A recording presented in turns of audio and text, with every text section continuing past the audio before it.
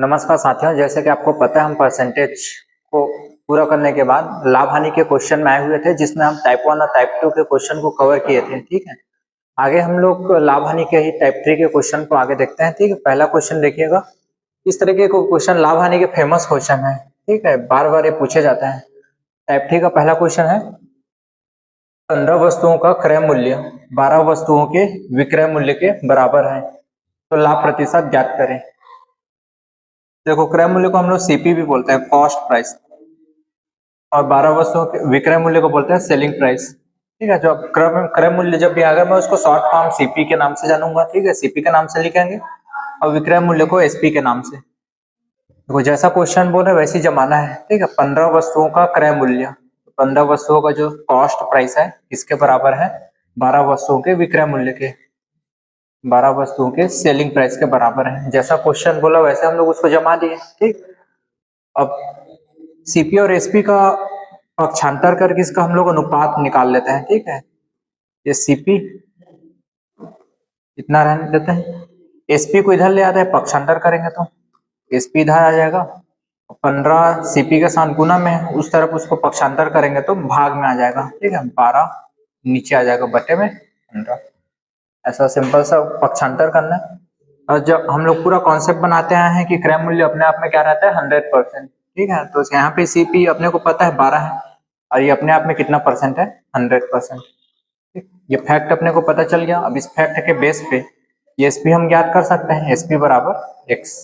लाभ प्रतिशत पूछ रहा है ना, तो अपने को पता नहीं है तो एक्स, और सिंपल से इनका क्रॉस मल्टीप्लाई। ठीक है, 15 का गुना 100 से, 15 गुने में 100 बटे में 12। 3 से घटा लेते हैं, 3 पंचे 3 चौक, 4 एकम अरे 4 25, क्या क्या बचा, 5 और 25। इन दोनों का गुणनफल कितना जाएगा, 125।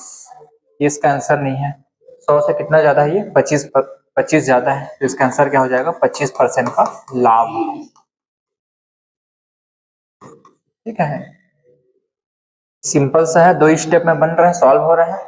जैसा क्वेश्चन बोल रहे हैं वैसे जमाना है। 15 वस्तु का क्रय मूल्य, ठीक है, तो 15 वस्तु का क्रय मूल्य 12 वस्तु के विक्रय मूल्य के बराबर है, 12 वस्तु के विक्रय मूल्य के बराबर है। और सीपी और एसपी का बस अनुपात ज्ञात कर निकाल लेना है पक्षांतर करके। ठीक है, तो ये कितना आ जाएगा, 12 बटे में 15, और 12 सीपी अपने को पता है ये कितना रहता है अपने आप में, 100%। ठीक है, और 15 अपने को पता नहीं है तो एक्स, और क्रॉस मल्टीप्लाई करेंगे तो इसका आंसर आ जाएगा।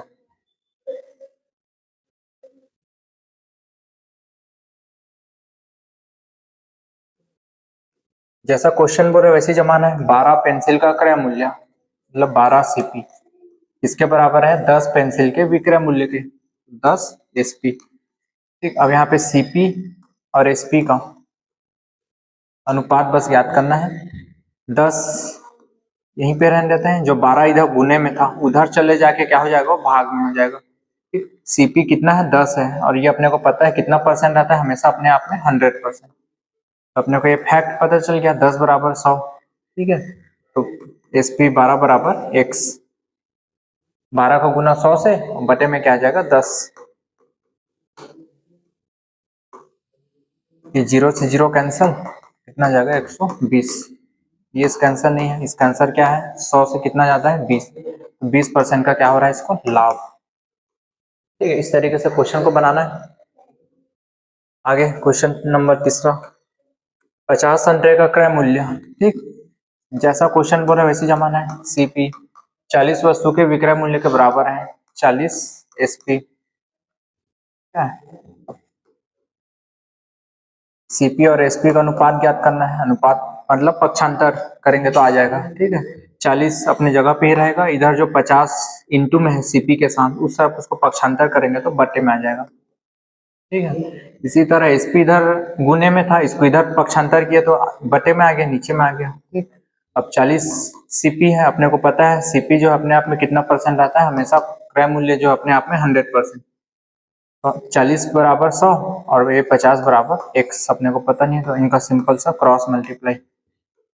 50 गुने में 100 बटे में 40, 0 से 0 कैंसल, 4 एक बार में कटेगा, 5 बार 25 बार में 25 पंचे 125, तो इसका आंसर क्या हो जाएगा? 25% का लाभ। ठीक, पूरा क्वेश्चन ऐसे ही सॉल्व होने वाला है। आगे ये सब क्वेश्चन आप लोग के लिए, इसको बनाइए और कमेंट बॉक्स में आंसर को डालिए। ठीक है, 4 से लेकर 7 तक। आगे हम लोग देखते हैं टाइप 4 के क्वेश्चन। एक फल विक्रेता 15 रुपए में 6 की दर से केले खरीद कर, ठीक है, 12 रुपए में 4 की दर से बेच दिया, तो उसका लाभ या हानि प्रतिशत ज्ञात करें। इस तरीके के क्वेश्चन जब भी आएंगे, कैसे अप्रोच रखना है सॉल्व करने का, ध्यान रखना। ठीक है, देखो 15 रुपए में 6 की दर से खरीद रहे हैं, मतलब एक क्वांटिटी है, मात्रा है। ठीक है, और 12 रुपए में 4 की दर से बेच रहे हैं, की दर से बेच रहे हैं, तो उसका लाभ या हानि प्रतिशत ज्ञात करें। इसको बनाने के 2 तरीके हैं। पहला मेथड देख लीजिए, जो आपको सरल लगे वैसा बनाइएगा। ठीक है, पहला मेथड जैसा क्वेश्चन बोल रहे हैं, जमा दिए हैं इसको। देखो क्वांटिटी अपने को बराबर कर लेना है। ठीक है, दोनों साइड में क्वांटिटी अपने को बराबर कर रहा है, एक खरीद रहा है और उसको बेच रहे हैं, तो दोनों तरफ क्वांटिटी को समान कर लेते हैं। ये 6 है, इसमें 4 को गुना कर लेते हैं। ठीक, तो क्या हो जाएगा? ये 24। 4 है, इसमें 6 को गुना कर लेते हैं, तो ये कितना हो जाएगा? 24। अब ये क्वांटिटी समान हो गया। ठीक है, इधर हम लोग 4 का गुना किए थे और इधर 6 का, तो 4 का गुना किए हैं, तो वही सेम टू सेम रुपए में भी गुना करना है। 15 चौक कितना हो जाएगा? 60 रुपए। इधर 6 का गुना किया है, तो 6 को 12 के साथ भी गुना करना पड़ेगा। 12 छक्के 72 रुपए। अब ये वाला कॉस्ट प्राइस है, क्रय मूल्य है, इतना में खरीद रहा था और इतने में बेच रहा है। ठीक, तो अपने को क्रय मूल्य क्या पता चल गया? 60 रुपए क्रय मूल्य है। ये अपने आप में कितना रहता है? हमेशा 100%। और जो विक्रय मूल्य है वो कितना है? 72 रुपए अपने को पता नहीं है, तो x। ठीक, सिंपल से इसका क्रॉस मल्टीप्लाई करना है। 72 को गुना 100 से और बटे में क्या आ जाएगा? 60। तो 100 गुने में 72 और बटे में 60। ठीक, 12 से कटा लेते हैं, 12 पंचे 12 6 बार 72, 5 1 टाइम्स 20 टाइम्स 20 छक्का 120। 120 इसका आंसर नहीं है ना, 100 से कितना ज्यादा है? 20%। इसका आंसर हो जाएगा 20% का लाभ। ठीक, ये एक तरीका है। एक और तरीका बता रहा हूँ, जो आपको जैसा आपको समझ आए वैसा सॉल्व करिएगा।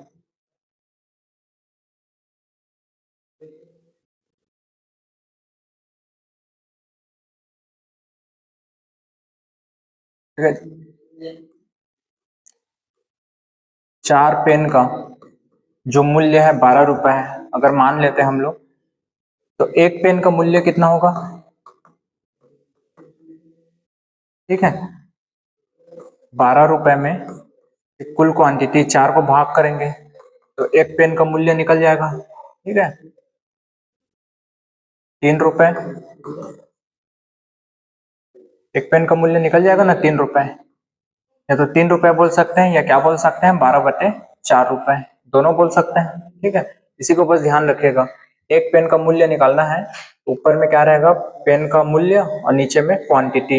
यही ध्यान रखेगा अभी जो सॉल्व करने वाले हैं। जिस तरीके से एक फल विक्रेता ने 15 रुपए की 6 की दर से केले खरीद कर, ठीक है, 12 में 4 की दर से बेच दिया, तो उसका लाभ या हानि प्रतिशत ज्ञात करें।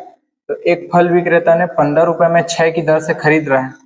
ठीक है, तो एक फल का मूल्य कितना हो जाएगा? 15 रुपए बटे में 6, इतने में खरीद रहे हैं। ठीक है, 15/6 रुपए में खरीद रहे हैं, और कितने में बेच रहे हैं? 12/4 रुपए में, इतने में बेच रहे हैं ना। ये क्या हो गया? क्रय मूल्य, और ये विक्रय मूल्य। ठीक है, तो क्रय मूल्य अपने आप में कितना रहता है? हमेशा 100%। और विक्रय मूल्य अपने को पता नहीं है, तो x। अब इनका सिंपल सा क्रॉस मल्टीप्लाई करना है। ठीक है, 12/4 को गुना 100 से, बटे में क्या आ जाएगा? 15/6। इसी को सॉल्व करना है। 100 गुने में 12/4। ठीक, और बटे में क्या आ जाएगा? 15/6। ठीक, वही अगर पलट के ये ऐसा हो जाएगा 6/15। ठीक है, पक्षांतर होकर के इसको सॉल्व करना है। 4 एक बार में, ये 3 बार में, 3 एकम, 3 पंच 15, 5 एकम, ये 20, 20 और 6 बचा है तो कितना हो गया 120। 100 से कितना ज्यादा है ये 20, तो 20% का लाभ। ये दूसरा मेथड है इसको सॉल्व करने का, ठीक है, जैसा आपको पसंद आए। आगे क्वेश्चन दूसरा देखते हैं। एक दुकानदार 10 रुपए की 11 पेंसिल की दर से खरीदता है, ठीक है, 10 रुपए में 11 पेंसिल खरीद कर 11 रुपए में 10 की दर से बेच रहा है, 10 की दर से बेच रहा है। ये क्वांटिटी है, ये वाला लाइन, ये उसको मूल्य है। बताया था क्वांटिटी को अपने को सेम करना है, सेम कैसे करना है, 11 में 10 को गुना कर देना 110, और 10 में 11 को गुना कर देना, ठीक है, तो ये 110, दोनों का क्वांटिटी सेम हो गया, ठीक। इधर 10 को गुना किए हैं तो इधर भी हमको 10 को गुना करना पड़ेगा, तो कितना हो जाएगा ये 100। इधर 11 को गुना किए हैं तो इधर भी 11 का गुना, 11 में 11 121। ये वाला लाइन क्रय मूल्य का था और ये विक्रय मूल्य का, ठीक है। 100 क्रय मूल्य है और 121 विक्रय मूल्य है। तो 100 अपने को पता है 100 रुपए क्या है क्रय मूल्य, अपने आप में कितना परसेंट आता है हमेशा 100%। तो 121 कितना हो जाएगा अपने को पता नहीं है तो x, इनका सिंपल सा क्रॉस मल्टीप्लाई करना है। 121 का गुना 100 से और बटे में 100, 0 से 0 कैंसल, कितना आ जाएगा 121। तो इसका आंसर कितना है, 100 से कितना परसेंट जाता है 21%, इसका आंसर हो जाएगा 21% लाभ, ठीक है। सेकेंड मेथड से भी बना सकते हैं।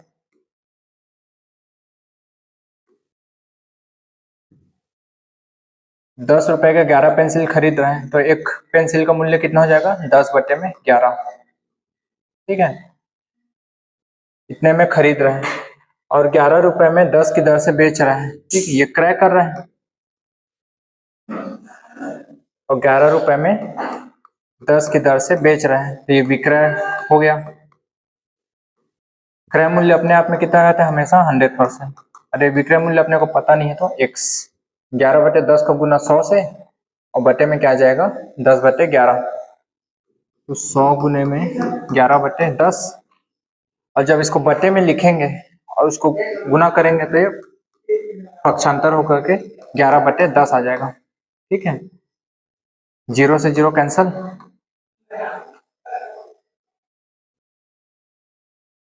11 में 11 121, ठीक, तो इसका आंसर कितना हो जाएगा 21% का लाभ, ठीक है। आगे हम लोग क्वेश्चन थर्ड। एक दुकानदार 10 रुपए में 9 की दर से खरीद कर 10 रुपए में 9 पेन खरीद करता है और 9 रुपए में 10 की दर से बेच देता है, ठीक, ये वाला क्रय मूल्य का लाइन है, क्रय कर रहा है और ये विक्रय मूल्य का।